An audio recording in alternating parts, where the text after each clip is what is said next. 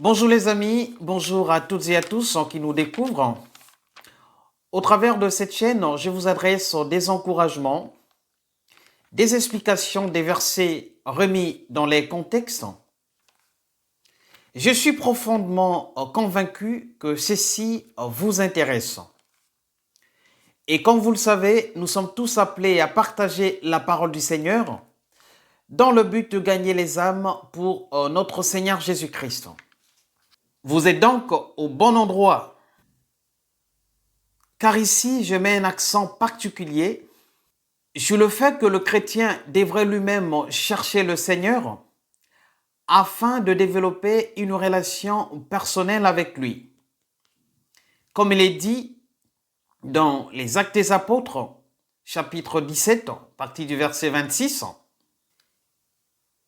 il a fait que tous les hommes sortis d'un seul sang habitassent sur toute la surface de la terre, ayant déterminé la durée des temps et les bornes de leur demeure.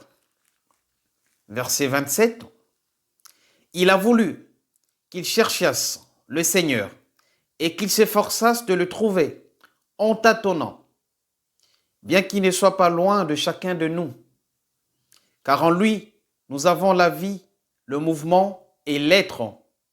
Aussi, sachant que Jésus-Christ a accompli la loi dans son ensemble, nous ne dépendons donc plus de cette dispensation, comme il est dit dans Hébreux 7 à partir du verset 11.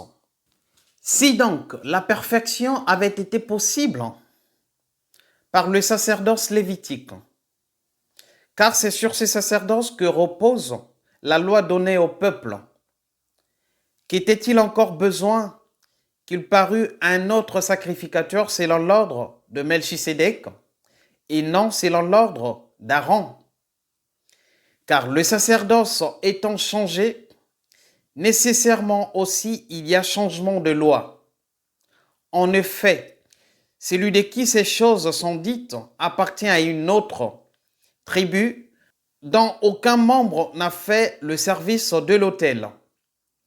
Car il est notoire que notre Seigneur est sorti de Juda, tribu dont Moïse n'a rien dit pour ce qui concerne le sacerdoce.